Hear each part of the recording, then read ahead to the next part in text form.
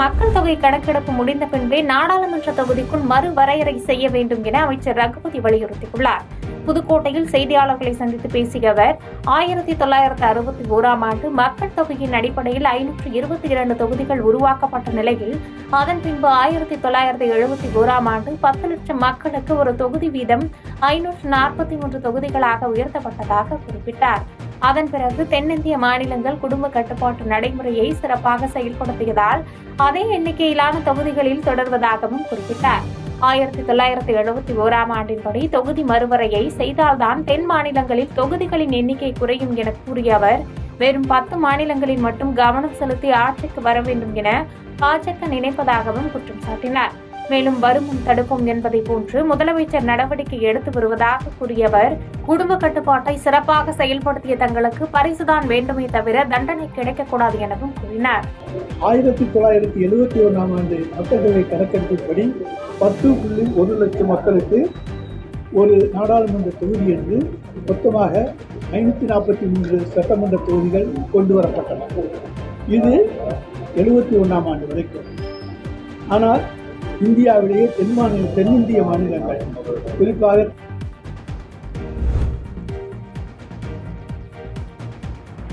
2026 சட்டமன்ற தேர்தலில் எம்ஜிஆர் ஜெயலலிதா பெயரை குறிப்பிட்டு வாக்களிப்போம் என பேசிய முன்னாள் அமைச்சர் செங்கோட்டையன், அதிமுக பொதுச் செயலாளர் எடப்பாடி பழனிசாமியின் பெயரை தவிர்த்து பேசிய சம்பவம் சலசலப்பை ஏற்படுத்தியுள்ளது. ஈரோடு மாவட்டம் சத்தியமங்கலம் அடுத்த கொமராபாளையத்தில் நடைபெற்ற மறைந்த முன்னாள் முதலமைச்சர் ஜெயலலிதா பிறந்தநாள் விழா கொண்டாட்டத்தில் முன்னாள் அமைச்சரும் கோபிசெட்டிப்பாளையம் சட்டமன்ற உறுப்பினருமான செங்கோட்டையன் பங்கேற்று சிறப்புரையாற்றினார். தொடர்ந்து நிகழ்ச்சியில் பேசிய அவர், 100 நாள் வேலை திட்டத்தின் கீழ் பணிபுரிபவர்களுக்கு 15 வாரங்களாக சம்பளம் தரப்படவில்லை என குற்றம் சாட்டியதோடு இது தொடர்பாக சட்டமன்றத்தில் குரல் எழுப்ப உள்ளதாகவும் கூறினார்.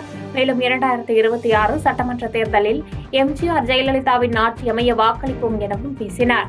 இந்நிகழ்ச்சியில் அதிமுக பொதுச் செயலாளர் எடப்பாடி பழனிசாமியின் பெயரை குறிப்பிடாமல் செங்கோட்டையன் பேசி முடித்தது மீண்டும் கட்சிக்குள் சலசலப்பை ஏற்படுத்தியுள்ளது. 100 நாட்கள் வேலை செய்கின்றவர்களுக்கு 15 வாரமாக சம்பளங்கள் கிடைக்கவில்லை என்று சொன்னார்கள்.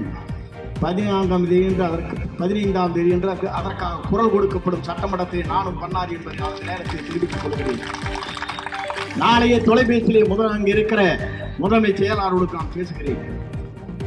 ஏன் இதை சொல்கிறேன் சொன்னால், வறுமை கோட்டிற்கு இருக்கிற மக்களுடைய நிலைகளை மனதிலே கொண்டுதான் 15 நாட்களுக்கு ஒரு முறை 100 நாட்கள் வேலை செய்கின்றவர்களுக்கு அந்த பணத்தை தர வேண்டும். ஆனால் ஏறத்தாழ 4 மாத காலம் உருண்டோடி இருக்கிறது. இதை பற்றி அவர் சிந்திக்கவில்லை. சிந்திக்க வேண்டிய கடமை அவர்களுக்கு இருக்கிறது. அதை தட்டி கேட்கிற கடமை எங்களுக்கு இருக்கிறது என்பதை நான் இந்த நேரத்தில் தெரிவித்துக் கொள்கிறேன்.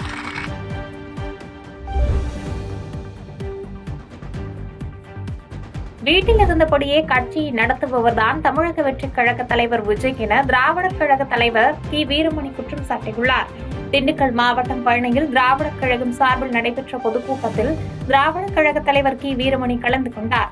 அப்போது செய்தியாளர்களை சந்தித்து பேசிய அவர், பழனி கோவிலை பொறுத்தளவில் புலிப்பாணியார் வம்சத்தில் இருந்து வரக்கூடியவர்களோ அனைத்து ஜாதியினரும் அர்ச்சகர் ஆகலாம் என்ற திட்டத்தின் கீழ் வருபவர்களோ அர்ச்சகராக வேண்டும் என தீர்மானம் நிறைவேற்றப்பட்டுள்ளதாக கூறினார். மேலும் எத்தனை கோடி ரூபாய் கொடுத்தாலும் மும்மொழி கொள்கையை ஏற்றுக்கொள்ள மாட்டோம் என முதலமைச்சர் உறுதியாக கூறியிருப்பதாகவும், இந்தியாவிலேயே முதுகெலும்புடன் உள்ள முதலமைச்சர் மு. ஸ்டாலின் தான் எனவும் பெருமிதம் கூறினார். தொடர்ந்து தமிழக வெற்றிக் கழக தலைவர் விஜய் குறித்து எழுப்பப்பட்ட கேள்விக்கு, ஒர்க் ஃப்ரம் ஹோம் எனும் திட்டத்தின்படி வீட்டில் இருந்தபடியே விஜய் கட்சியை நடத்துவதாக விமர்சித்த அவர், மக்களை அவர் சந்தித்ததே கிடையாது எனவும் பதிலளித்தார். தொடர்ந்து அமைச்சர்கள் கலந்து கொண்ட நிகழ்ச்சியில் தமிழ்தாய் வாழ்த்து பாடப்படவில்லை என அண்ணாமலை குற்றம் சாட்டிய கேள்விக்கு பதிலளித்த அவர், அண்ணாமலை பேசும்போது நல்ல கருத்துக்களை சொல்ல மாட்டார் எனவும், புண்ணாக்கு உடையவர் தான் அண்ணாமலை எனவும் கடுமையாக விமர்சித்தார். ஒர்க்கிங் ஃப்ரம் தி ஹோம்னு ஒரு திட்டம் உண்டு. இப்போ வீட்டிலேயே இருந்து வேலை செய்யலாங்க, வீட்டிலேயே இருந்து கட்சி நடத்துகிறவர் அவர் தான். கடைசி வரைக்கும் அங்கேயே இருப்பார். அதில் ஒன்றும் சந்தேகமே இல்லை. அதுக்கு மேலே தேவையில்லை. முக்கியமாக அவர் இதுவரை இறங்கினதும் இல்லை, மக்களை சந்தித்ததே கிடையாது. மக்கள், அதுவும் அதிகமாக அவருடைய தொண்டர்கள் தான் விசிறிகள் சொல்கிறார். எப்போதுமே சில பேர் உங்களை மாதிரி மீடியாக்கள் இருக்கிறவங்க அதிகமான வெளிச்சத்தை அவருக்கு கொடுத்து எல்லாம் வேகமாக எல்லாம் செய்து வைத்திருக்கிறீர்கள். ஆனால் எவ்வளோ பண்ணாலும் ஒப்பனையை கலைச்சி தான் ஆகணும். ஒப்பனை நேரத்தில் நல்லா இருக்கும் போராமை. அதுக்காக வேற ஒன்றுமே இல்லை. சினிமாவில் நல்லா அவருக்கு விசிறிகள் இருக்கலாம், அவர் நல்லா நடிக்கலாம். அது அவருடைய நடிப்பு திறனை ரொம்ப பாராட்டலாம். நல்ல நடிப்பு திறன் இப்போ உள்பட, அதில் ஒன்றும் சந்தேகமே இல்லை.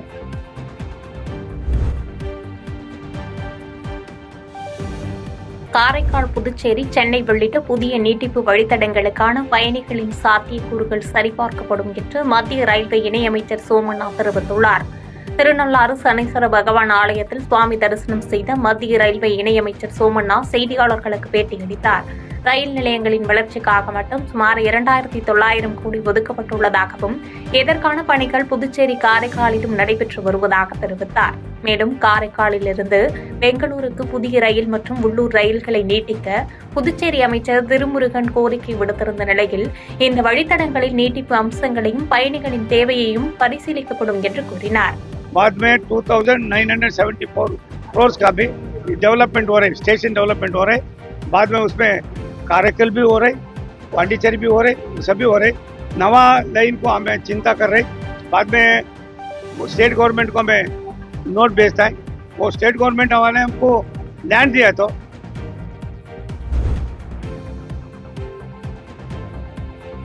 தமிழகத்தில் போதை கலாச்சாரம் அதிக அளவில் பரவி வருவதன் விளைவுதான் பாலியல் வன்கொடுமை அதிகரிப்பிற்கு காரணம் என்று அதிமுக முன்னாள் அமைச்சர் ஜெயக்குமார் குற்றம் சாட்டியுள்ளார்.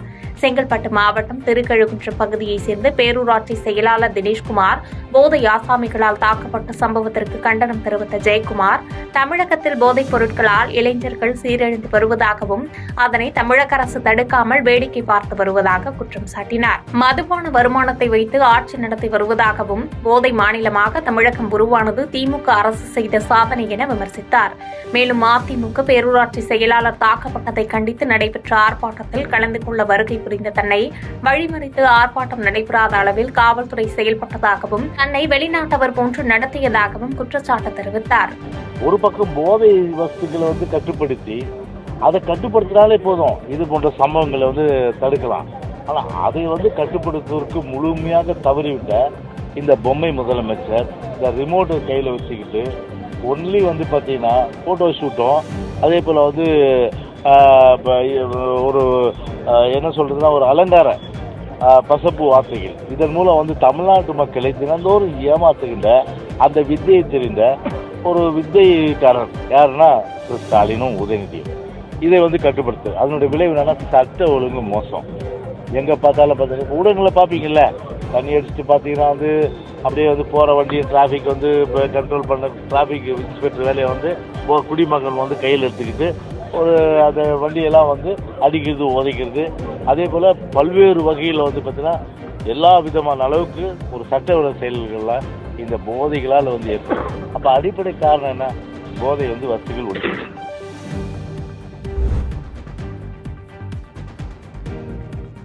மார்ச் 1 முதல் மும்மொழி கொள்கையை ஆதரித்து பாரதிய ஜனதா கட்சி சார்பில் கையெழுத்து இயக்கம் நடைபெற உள்ளதாக பாஜக மாநில துணைத் தலைவர் KP ராமலிங்கம் தெரிவித்துள்ளார். சேலத்தில் செய்தியாளர்களிடம் பேசிய அவர், இளைஞர்கள் நவீன தொழில்நுட்பத்துடன் உலக தரத்தில் தரமான கல்வி கற்பது அவசியம் என்று தெரிவித்தார். மேலும் படைப்பாற்றல் வளர வேண்டும் என்ற உயர் நோக்கில் புதிய கல்விக் கொள்கையில் மும்மொழி கொள்கை அமல்படுத்தப்பட்டுள்ளது என்று தெரிவித்ததோடு கல்விக்காக வழங்கப்படும் எந்த நிதியும் மத்திய அரசு நிறுத்தவில்லை என்று விளக்கமளித்தார். மேலும் கல்வித்துறைக்கு மாநில அரசு நிதிநிலை அறிக்கையில் ரூபாய் 56,000 கோடி செலவிட்டுள்ளது என்று கூறிய அவர், தேசத்திற்காக உழைத்தவர்கள் மாநில பாடத்திட்டங்களில் மறைக்கப்பட்டுள்ளதாக குற்றம் சாட்டினார். மேலும் மும்மொழி கொள்கையை ஆதரித்து மார்ச் 1ஆம் தேதியிலிருந்து 3 மாத காலத்திற்கு மக்களை சந்தித்து கையெழுத்து இயக்கம் நடத்த உள்ளதாகவும், சேலம், கரூர், நாமக்கல், தருமபுரி, கிருஷ்ணகிரி ஆகிய மாவட்டங்களில் கட்சி நிர்வாகிகள் வீடு வீடாக சென்று மக்களை சந்தித்து கையெழுத்து பெறுவார்கள் என்று தெரிவித்தார்.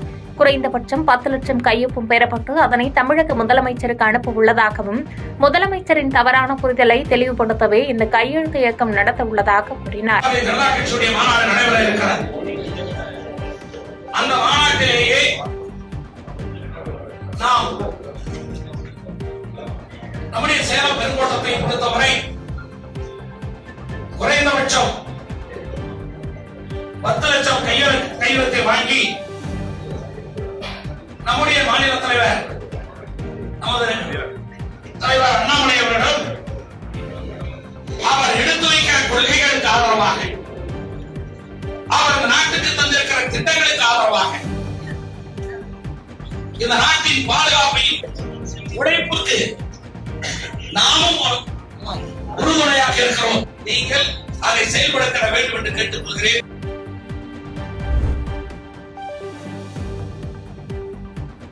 ஆண்டிப்பட்டி அருகே 2 விவசாயிகள் மர்மமான முறையில் உயிரிழந்த சம்பவத்தில் பிரேத பரிசோதனை முதல் அறிக்கையை தர வலியுறுத்தி பிரேத பரிசோதனை செய்யப்பட்ட உடல்களை பெற்றுக்கொள்ள உறவினர்கள் மறுப்பு தெரிவித்ததால் பரபரப்பு ஏற்பட்டது. தேனி மாவட்டம் ஆண்டிப்பட்டி தாலுகா பஞ்சதாங்கி மலையடிவார பகுதியில் உள்ள 2 வெவ்வேறு விவசாய தோட்டங்களில் நண்பர்களான மணி மற்றும் கருப்பையா என்ற 2 விவசாயிகள் உடலில் பலத்த காயங்களுடன் உயிரிழந்து கிடந்தனர்.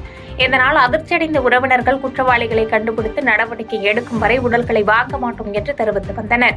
தொடர்ந்து 2 நாட்களுக்கு பிறகு உறவினர்கள் சம்மதத்துடன் உடல்கள் பிரேத பரிசோதனை செய்யப்பட்டது. தொடர்ந்து காவல்துறையினர் பிரேத பரிசோதனை முதல் அறிக்கையை தர மறுப்பதாக கண்டித்து உடல்களை வாங்க மறுத்தனர்.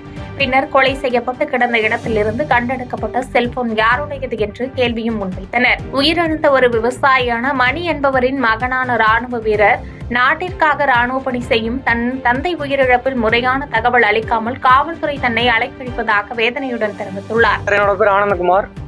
நான் இந்தியன் ஆர்மியில் ஆர்ட்லரியில் ஒர்க் பண்ணுறேன். எங்கள் அப்பா பேர் மணி. 25ஆம் நைட்டு என் அப்பா இறந்துருக்காருன்னு சொல்லி ஊர்லேருந்து ஃபோன் வந்துச்சு. நான் உடனே லீவ் கேட்டு மறுநாள் நைட்டு வந்து கடனகொண்டு போலீஸ் ஸ்டேஷனில் டிஎஸ்பி சார்கிட்ட வந்து கேட்டேன். சார் இந்த மாதிரி எங்கள் அப்பா மர்மமான முறையில் இறந்துருக்காரு.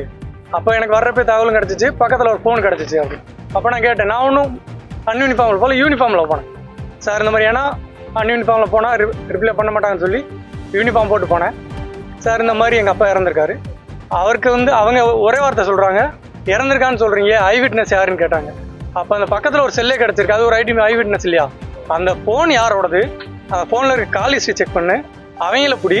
இல்லையா நாங்கள் 2-3 பேர் பேரில் இந்த மாதிரி சந்தேகம் இருக்குன்னு சொல்கிறோம். அந்த சந்தேகத்தின் பேரில் கூட அவங்களே இன்ன வரைக்கும் விசாரிக்கலை.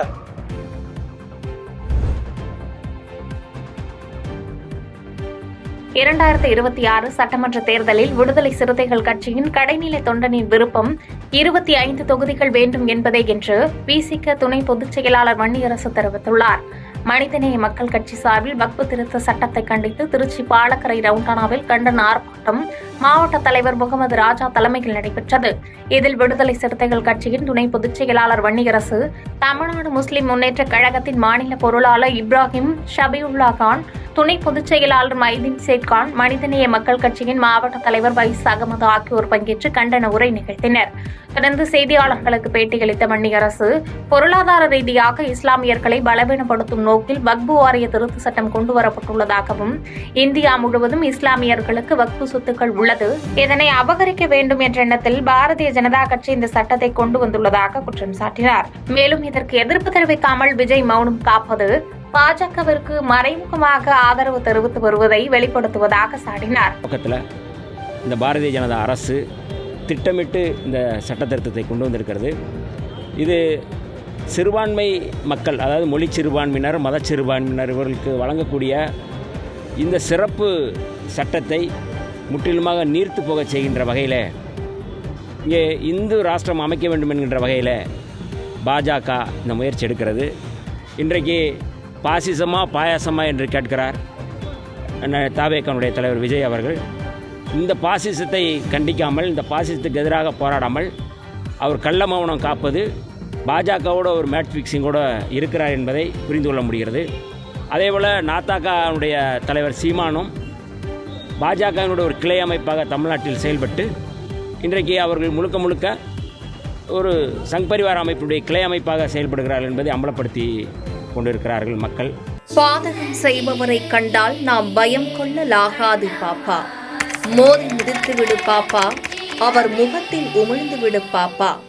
அண்மை செய்திகளை உடனுக்குடன் தெரிந்து கொள்ள இணைந்திருங்கள் எம் நாடு தொலைக்காட்சியுடன்.